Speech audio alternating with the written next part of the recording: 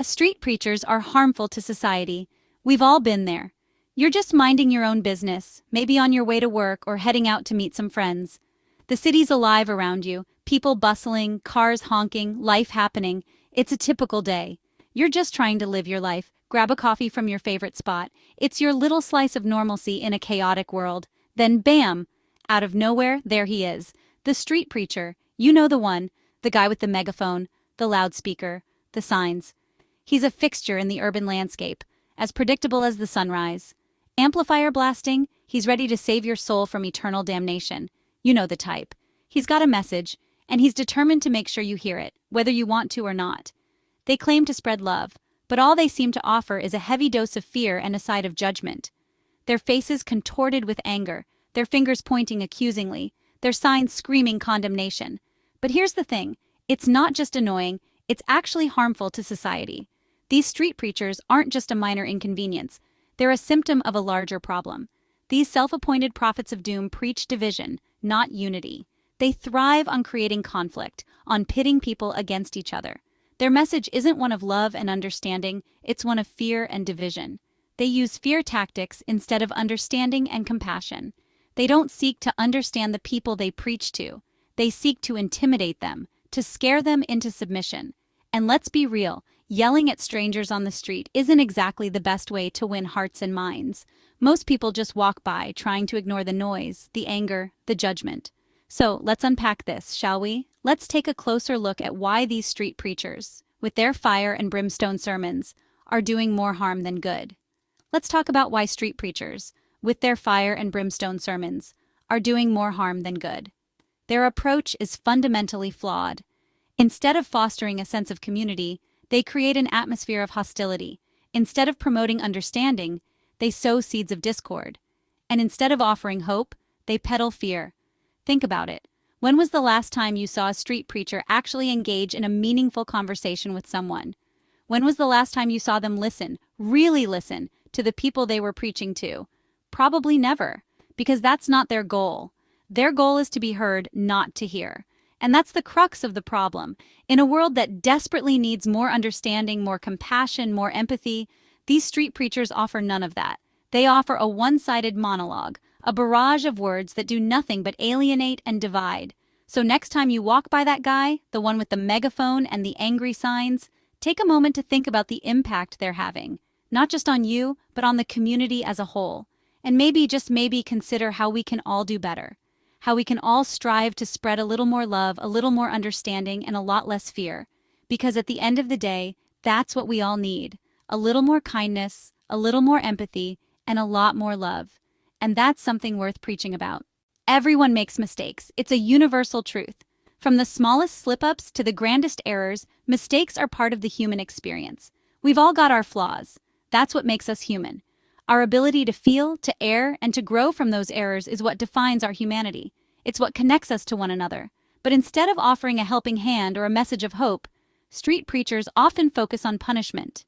They stand on busy corners, shouting about sin and damnation, as if fear is the only way to reach people. They paint a picture of a vengeful deity just waiting to strike you down for the slightest infraction.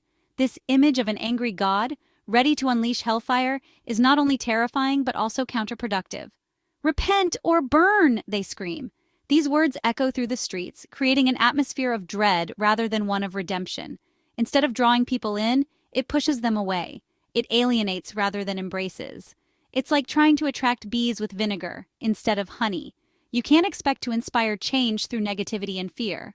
This kind of fear-mongering doesn't inspire people to be better. It just makes them afraid. Fear can be a powerful motivator, but it rarely leads to genuine, lasting change.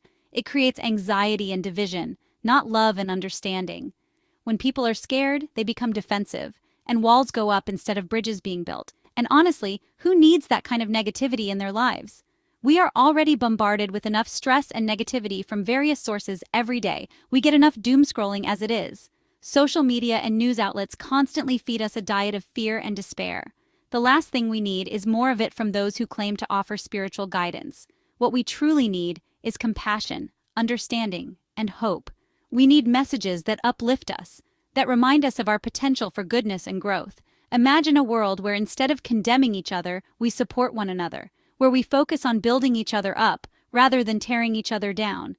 That's the kind of world we should strive for, a world where hope is traded for hellfire and love is the guiding principle.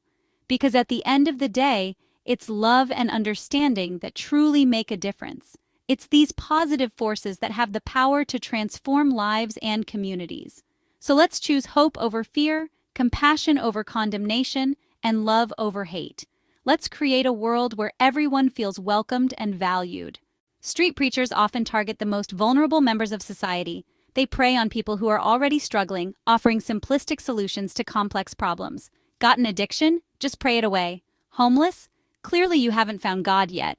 It's almost comical how out of touch they are with the realities of people's lives. Instead of offering genuine support or resources, they offer judgment and condemnation. It's like throwing salt on a wound and calling it a cure. Parks, streets, squares, these are meant to be shared spaces, places where people can come together and enjoy themselves. But street preachers often disrupt the peace with their amplified sermons and aggressive tactics. They force their beliefs on others, creating tension and conflict where there should be harmony. They claim to be spreading a message of peace, but their actions often provoke the opposite. And that's not exactly what I'd call spreading the good word. Ever notice how street preachers love to dish out the guilt? They stand on street corners, megaphone in hand, ready to remind you of every misstep you've ever taken. They're like that friend who reminds you of every bad thing you've ever done, the one who never lets you forget that one time you messed up. But instead of offering a hug or a shoulder to cry on, they offer a pamphlet filled with dire warnings and moral judgments. They'll tell you you're a sinner, that your actions have condemned you, that you're going to hell, and that eternal damnation awaits unless you heed their message. They make it seem like your entire life is a disappointment to, well, everyone really. Your family, your friends, even strangers on the street. It's all designed to make you feel bad enough to listen to their message, to make you question your worth and seek redemption through their teachings. But here's the thing. Guilt is not a good motivator for genuine spiritual growth. True spiritual growth comes from a place of love, understanding, and personal conviction. Guilt might get you in the door of the church, it might make you attend a service or two, but it won't keep you there. It won't sustain a lasting, meaningful connection to your faith or community.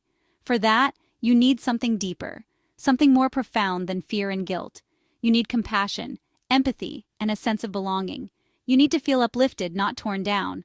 So next time you encounter the Guilt Trip Express, remember that true spiritual growth is about building yourself up, not breaking yourself down. The tactics employed by street preachers actually do more harm than good for religion as a whole. Their aggressive proselytizing and judgmental attitudes turn people away from faith, making religion seem harsh and unwelcoming. It's the equivalent of using a jackhammer when a gentle knock would do. And that's a real shame because at its core, religion should be about love, compassion, and understanding. It should be about bringing people together, not driving them apart. Now, I know what you're thinking, but what about freedom of speech? Don't street preachers have the right to express their beliefs? Yes, they do. Freedom of speech is a fundamental right that we should all cherish and protect. But here's the thing. Freedom of speech doesn't mean freedom from consequences. Just because you have a belief does not mean that you have the right to harass and intimidate other people. Yelling at people on the street, making them feel unsafe or unwelcome. That's not free speech, that's just being an abuser. Instead of shouting at people on street corners, let's show them what it means to live a life of compassion, kindness, and service. Let's volunteer at soup kitchens, donate to those in need, and stand up for the marginalized. Actions speak louder than words, and a little bit of love can go a long way. This is a complex issue with no easy answers, but I think it's important to have these conversations, to challenge our own assumptions, and to find better ways to engage with each other. Don't forget to like, share, and subscribe to Freethinker's Journey. We're all just trying to navigate this crazy thing called life.